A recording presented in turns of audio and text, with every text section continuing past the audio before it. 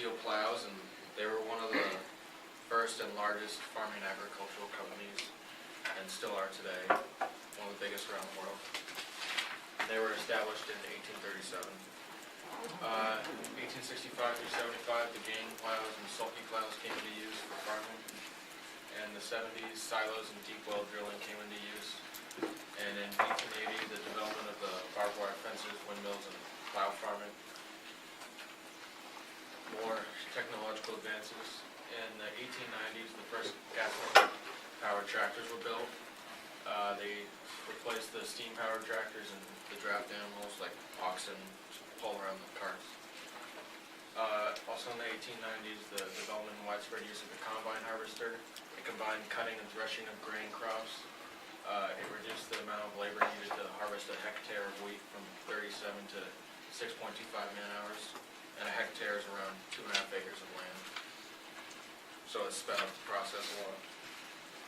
These are the pictures. That's the steel plow. Then it's the gang plow, the sulky plow, plow farming, and the combine harvester. The combine harvester is more what you see today. With the switch one, Matt? The combine? Combine harvester? The red one? Yeah. Okay. So just sort of just the touch mat so people can Gotcha. enjoy. So that's it. And what does that go back to that slide, Matt? So what are you showing and looking at the overall trend? And I'm doing this with the first one so you guys get a sense. It's the development of how they farmed over the years and it made it a lot faster and more effective, and cut labor costs a lot. So in looking at what's our time frame, like we've got our mules, so that would be what in our time frame? In the time frame you're looking at, when did each of these things come in? More in the 90s, the combine harvester started to become in use, but In the 1890s? yeah, but before that, like the 60s and 70s was more of the gang plow and sulky plow, and they started to use those, and then eventually combine harvester just was way more effective and faster than the rest. And today we're using the combine harvester, some But yeah, like more bigger. advances of that kind of, but yeah, it's the same idea. Okay. You guys see what I'm doing here?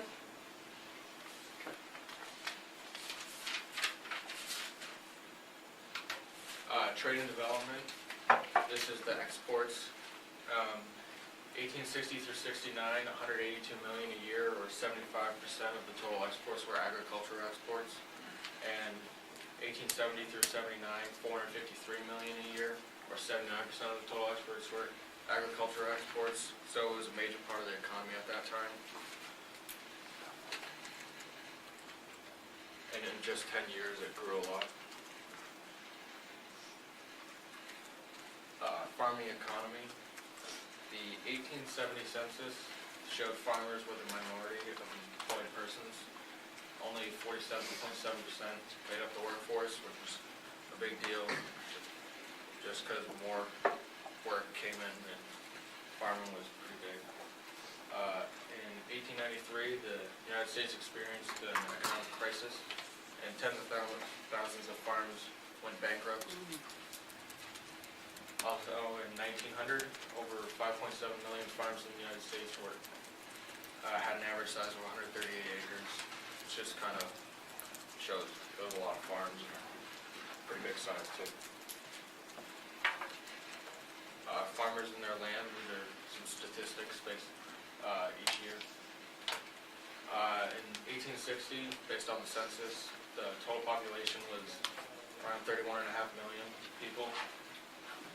The farm population was around 15 million, and the farmers made up 58% of the labor force.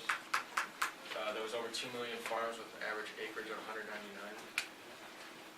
In 1862, the Homestead Act was approved by Lincoln, and it granted full title of up to 160 acres of land after 5 years of residence. 1870, the total population was around 38.5 million, 7 million more than 10 years ago. And the farm population was around 18 million. Farmers were only 47.7% of the labor force, so it took a drop off. The numbers of farms were 2.6 million and the average acreage was 153. So more farms came into play, but they were more smaller end farms. And what would explain that? Why you would need less laborers?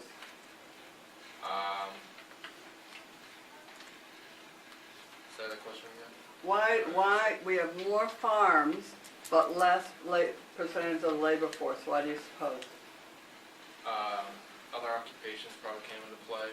And going back to your first part of your presentation, The Homestead Act. you know, what was the first thing you showed us?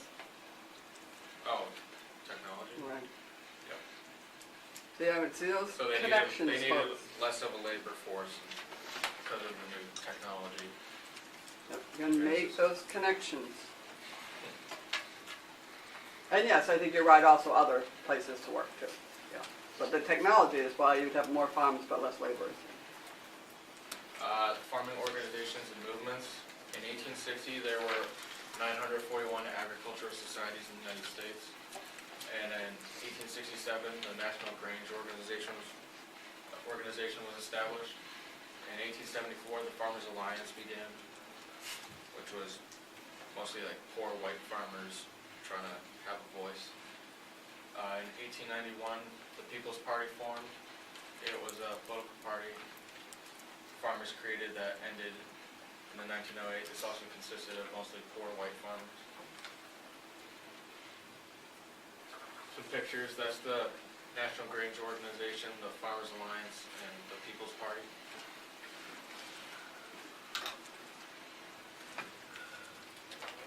Government programs and policy. In 1862, the U.S. Department of Agriculture was established. In the 1870s, states began to inspect dairy products, increase safety for people that are going to eat it. In 1874, Georgia set up the first state agricultural department, and in 1890, the first Federal Meat Inspection Act. Some pictures, that's the USDA, the Department of Agriculture, and that's the first Department of Agriculture for a state in 1874, and then that's meat inspecting. And you see, that's nice cooperation. He gave us some text. He now has shown the actual logo of the Department of Agriculture of Georgia. He's showing some actual inspections. Well, that was enough cooperation. With me? I'm with it. That sounds like different sources. Okay? And that is it. Okay. Let me go back to can you go back to your source slide? Okay. What have we got? Those are what I found my main information on, and then I had all the picture sources on the other. All right. Nicely done. Now, if you can, Matt. I have the rubrics. We don't need your rubrics, as it turns out, but thank you. Actually, if you have it, you can give them in anyway, because I'll just collect them. But I decided to make the copy. If you can get to, I think Nate's, right? Right, in that folder. Oh, you want to stop the camera? You're not filming.